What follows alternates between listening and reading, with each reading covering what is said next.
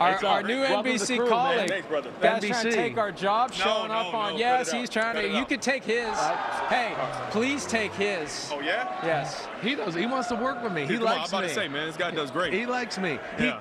I was with Shanahan last night, and I was like, just like let Fred come do TV, and the hell with playing linebacker for you anymore. Yeah, right. Don't do that. But you're one of the favorites, man. Thanks, man. Really by everybody, but I know you. the Shanahans, they do love They're you. my favorite. Yeah, They're the one that gave me a chance. So, Right. I mean, I owe them everything. Right. I mean, I think, first off, start there, right? Because your year, the 49ers, it was such a crazy year. But talk, I guess, about how does the culture set forth by Shanahan and John Lynch kind of help a team battle with all the injuries and guys like you missing? Well, I think people talk about standard. They talk about the term culture all the time of that's what everybody's trying to build. All these new head coaches that just got hired, I'm sure in their interview process, they're talking about, man, I want to instill this type of culture. You don't know anything about culture until you go through something hard. Yeah, right. When you lose a bunch of your quote-unquote star players that you're paying a lot of money to that are supposed to help you win games on Sundays, and you lose those guys, and it's like, all right, well, now what do you have? You lose your starting quarterback who you paid a lot of money to help you win games. Well, all right, now what are you going to do with your backup? And so Coach Shanahan, man, he's the best of the best, because of those exact reasons of when we have fell to like 3-5 to start a year, when we've lost players, and the standard remains the standard. And he's fantastic at just being detail-oriented and teaching the game at such a minute level. And so I just love playing for him. Does he make his way to the defensive side, like in the meetings at all? Of course. He does? He's a defensive coach. I know. I tell people nobody knows that, but even though he calls plays, he's a defensive-minded coach. I say that all the time. He can coach the defense, right? Yeah, I think that's why we play with the style that we play, offense and defense, special teams, of course, because he still has that type of mindset. Right. Yeah, you guys have had a different defensive coordinator every year now for 5 years with Raheem Morris coming in now that Robert Saleh is gone. What kind of a practical impediment is that when you got a new coordinator every single year?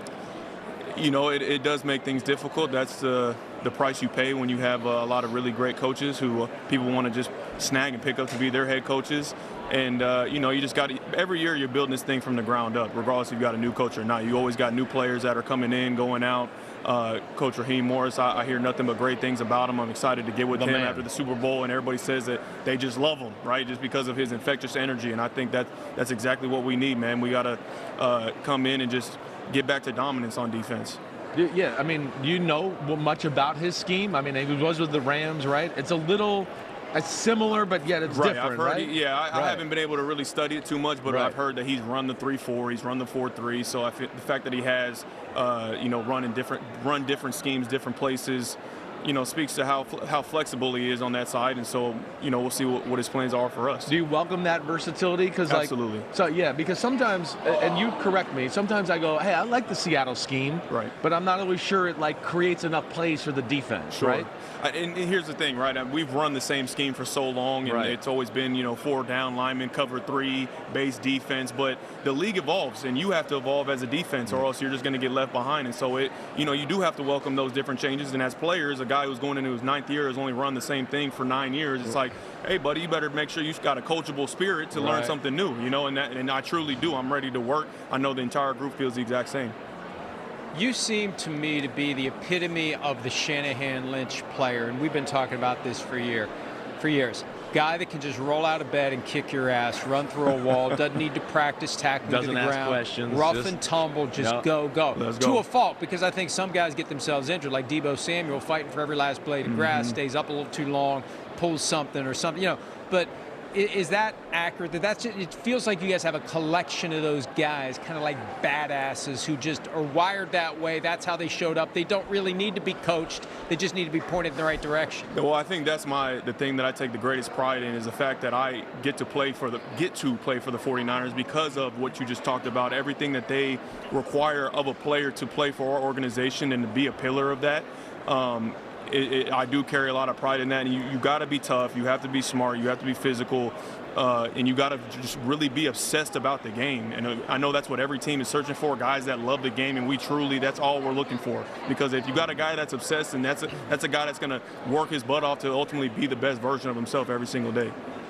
So, bad, nasty injury. Yeah. Like you're Bad nasty. To say the least, Bad. yes. I mean, your Horrible. foot was pointing towards the one that Australia. you fear, yeah. Right. You're like, wait, he's facing Alaska and his foot's going towards Australia. Yeah, no kidding. Right? Yeah. I mean, what's going through your head in that moment when you're like, wait, my foot's not on right? Just complete shock. Right. You know, you've seen it happen to guys in the past. I think I remember vividly Dak when it happened to him when he, you know, he kind of broke his ankle in half. And you look down and your foot's facing the wrong way. And so it's just like you work so hard all throughout the off season, training camp, even leading into the year, feeling like I'm having the best year of my career.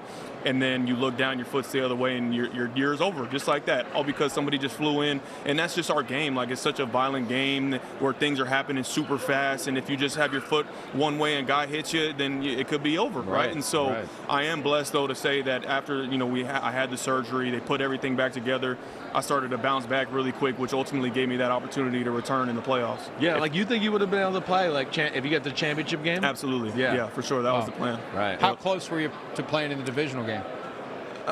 You know, probably not as close as people thought. Yeah. You know, it was one of those things where I was so happy to just be back out there to practice, because initially that wasn't the plan. The plan was to just have me return for practice the NFC Championship week. And I'm like, well, I want to kind of bridge that gap a little bit. Let me get out there and practice, run around with the guys, be out there for the first time since October, and just kind of get my feet wet. And I feel like that just gave me a ton of confidence just being out there again. Before we hear more about Ascent, what do you make of this whole thing about the proximity to the electrical substation causing injuries? What's your thought on it? You know, I don't think too much about it, to be honest. It's one of those things that, of course, it's a hot topic right now. We had a bunch of injuries to key players this year, and everybody wants to point the finger at one thing and be like, this is the reason why the Niners are always injured. Right. When in reality, like, we got a really tough team that is, you know, we rely on, you know, older players to play meaningful minutes for us. So different things are going to happen. There's so many different variables that occur in the NFL season. To just say that a substation is the reason why, and that thing's been there since the 80s. Yeah, exactly. You know what I'm saying? So Jerry Rice was over there running through that thing. Exactly. So I can't say that there's much to it, and maybe there's more research that needs to be done to it. Patrick Willis told me earlier that he thought it would make him like a superhero. And that's exactly what I keep saying. That's been the joke of the week. I train there year round. I'm like, I'm soaking up all this extra EMF. It's giving me super strength through the years. Well, tell us what Ascent can do to help us with that, too. Yeah, Ascent, man. I was looking back in 2024 for a supplement company that was going to help provide just that what I needed on the field in terms of just being at my best, you know, and Ascent was the best off the field for me to be my best on the field. You know, I love that their whey protein. The chocolate is my favorite. It's third-party tested, so I never have to worry about what's going into my body. Right. You know, and so I only work with the best, right? And Ascent is the best. All right, that's cool. Well, you're the best, man, and we're happy to be working with you. I got to ask him one more, too, because, I mean, Seattle has got a little bit of, their defense badass. They're trying to take your guys' title there, right? But, like, tell us about them and just, you know, preparing for them and what you see as far as this game's concerned. Yeah, I think the greatest compliment I can give them is that they play like us. Yeah. Right? But they truly, it starts up front. They have a ferocious D-line, you know, and their back end is as good as it is in this league. They all seem really just long, like 35-inch arms across the board. Guys that play fast, can play man-to-man. Ernest Jones is super productive this year. I think he has 6 picks through the playoffs and through regular season. So, you know, it's going to be tough for the Patriots. It is. But at the end of the day, you got to go out there. You got to play the game. Yeah. So you're leaning Seahawks too, though. Most guys are. I made my pick. I picked Patriots by 50. Oh, you know, I think complete blowout. That's good. You say Baby that number on 2 NBC, coming it's to gonna be you. great on the show. We'll see NBC what I say. Baby number 2. Yes, that's When's right. the due date? No, my baby was born January 4th. Born. Yes. All right. Well, congratulations. Thank you. Yeah. 2 under 2.